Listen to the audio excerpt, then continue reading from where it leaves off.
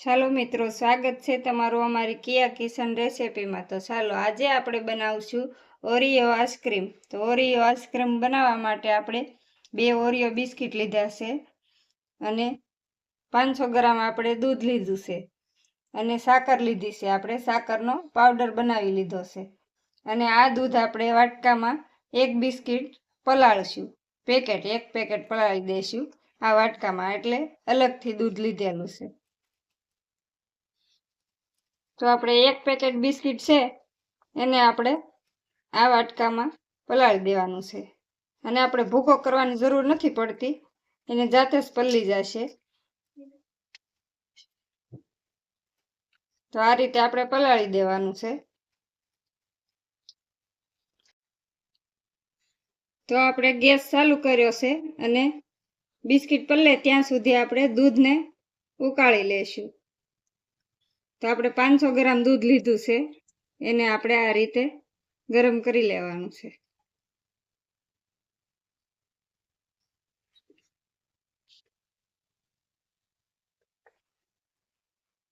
તો આપણે દૂધ ગરમ થાય ત્યાં આપણે આ રીતે હલાવતું રહેવાનું છે, કેમ કે આપણું દૂધ નીચે બેસે નહીં એટલા માટે। તો આ રીતે આપણે હલાવતું રહેવાનું છે। 2 થી 3 ઉભરા આવી જાય એટલે આપણે બિસ્કિટ એડ કરી દઈશું પલાળેલા।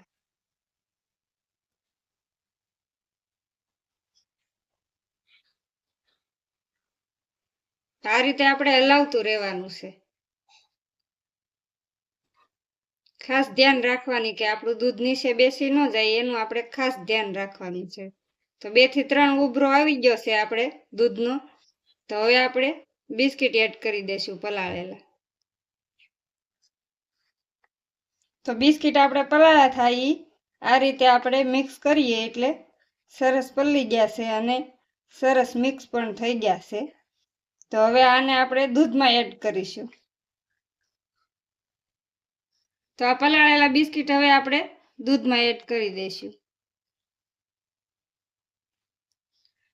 દૂધમાં એડ કરીને આપણે સરખી રીતે મિક્સ કરી લઈશું આ રીતે, અને આપણું દૂધ ઘાટું ન થાય ત્યાં સુધી આપણે પાકવા દઈશું। તો આ રીતે હલાવતું રહેવાનું છે ધીરે ધીરે। આ રીતે આપણે હલાવતું રહેવાનું છે, આપણા બિસ્કિટ પણ સરખા મિક્સ થઈ જાય, ત્યાં ગાળા ન રહે, અને આ રીતે આપણે હલાવતું રહેવાનું છે। તો આપણું દૂધ ઘાટું થવા લાગ્યું છે, તો હવે આપણે સાકર એડ કરી દઈશું। તો 2 ચમચી આપણે સાકરનો પાવડર લીધો છે, તો પાવડર આપણે મિક્સ કરી દઈશું। આમાં આપણે ઓરિયો બિસ્કિટ મીઠા હોય એટલે બહુ ખાંડની કે સાકરની જરૂર ન પડે। આ જગ્યાએ તમે ખાંડ પણ ઉમેરી શકો છો, પણ સાકરનો યુઝ કરો તો સરસ લાગે। ગરમીનું વાતાવરણ છે એટલે સાકર આપણે ઠંડી ગરમીમાં।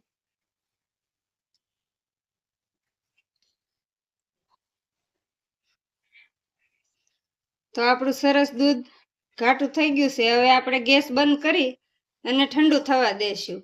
થોડી વાર આપણે પંખાની હવાથી ઠંડુ થવા દેશું, પછી આપણે ફ્રીઝરમાં જમાવવા મૂકી દઈશું। તો હવે ગેસ બંધ કરી દઈએ અને દૂધને નીચે ઉતારી લઈશું। તો આપણે આટલું ઘાટું થવા દેવાનું છે, ત્યાં સુધી આપણે ગરમ થવા દેવાનું। આટલું ઘાટું થઈ જાય એટલે આપણે ફ્રીઝરમાં મૂકી શકીએ। પહેલાં તો પંખાની હવાથી ઠંડુ થવા દઈશું, પછી 30 મિનિટ સુધી આપણે ફ્રીઝરમાં મૂકી દઈશું। તો દૂધ આપણું ઠંડુ થઈ ગયું છે આ રીતે સરસ। તો હવે આપણે ફ્રીઝરમાં મૂકી દઈશું 30 મિનિટ સુધી। તો આપણે કોઈ પાવડરનો ઉપયોગ કર્યા વગર સરસ રીતે ઘાટું થઈ ગયું છે। બિસ્કિટ જ આપણે ઉમેરવાનું છે, કોઈ પાવડર ઉમેરવાની જરૂર પડતી નથી। તો હવે આપણે 30 મિનિટ સુધી આપણે ફ્રીઝરમાં રાખી દેવાનું છે। તો આપણે 30 મિનિટ થઈ ગઈ છે, તો હવે આપણે જોઈ લઈશું। તો સરસ રીતે જામી ગયું છે આપણું દૂધ। તો હવે આમાં આપણે બ્લેન્ડર ફેરવી દેવાનું છે, એટલે આ બધું આપણું મિક્સ થઈ જાય અને સરખાઈ સેટ થઈ જાય. તો આ રીતે આપણે બ્લેન્ડર હાંકી લેવાનું છે, એટલે સરખી રીતે આપણું બધું મિક્સ થઈ જાય અને સરસ થઈ જાય.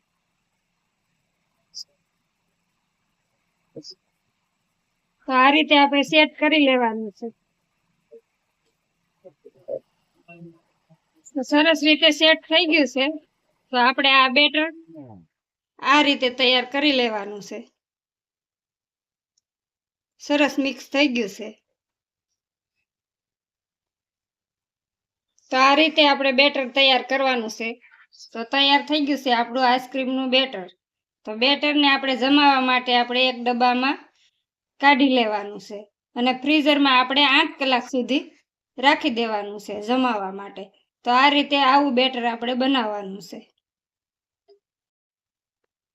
તો આ આપણે ડબ્બો લઈ લીધો છે. તો એમાં આપણે જમાવશું આઈસ્ક્રીમ. તમે કોઈ પણ વાસણમાં લઈ શકો છો, સ્ટીલમાં કે પ્લાસ્ટિકમાં કે કોઈ પણ આઈસ્ક્રીમનો ડબ્બો હોય તો પણ ચાલે. તો આપણે આ ડબ્બામાં બેટર લઈ લીધું છે અને એમાં આપણે ઓરિયો બિસ્કિટના ટુકડા ઉમેરીશું. તો આ રીતે ટુકડા ઉમેરી દેવાના છે.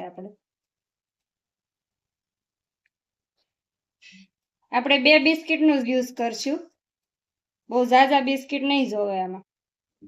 2 બિસ્કિટના ટુકડા ઉમેરશું.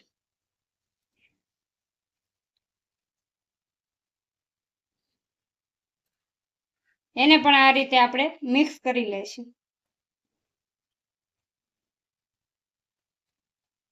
અને 8 કલાક સુધી આપણે ફ્રીઝરમાં સેટ થવા રાખી દઈશું. એટલે સરસ રીતે આપણું આઈસ્ક્રીમ જામી જશે અને એકદમ ક્રીમી બનશે. તો તૈયાર છે આપણું બેટર. તો હવે આપણે 8 કલાક સુધી ઢાંકી અને ફ્રીઝરમાં રાખી દઈશું. તો હવે આપણે ડબ્બાને પેક કરી દઈશું. તો ડબ્બાને આ રીતે પેક કરીને આપણે ફ્રીઝરમાં રાખી દઈશું 8 કલાક સુધી. તો આપણે 8 કલાક થઈ ગઈ છે. હવે આપણે જોઈ લઈશું. તો સરસ રીતે આપણું આઈસ્ક્રીમ જામી ગયું છે.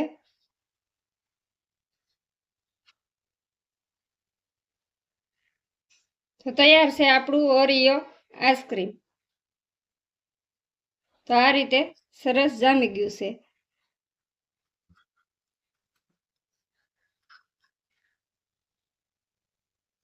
તો તૈયાર છે આપણું ઓરિયો આઈસ્ક્રીમ. તો તમને કેવી લાગી મારી રેસીપી? મારી રેસીપી પસંદ આવી હોય તો લાઈક કરજો, શેર કરજો અને સબસ્ક્રાઈબ કરવાનું ભૂલતા નહીં.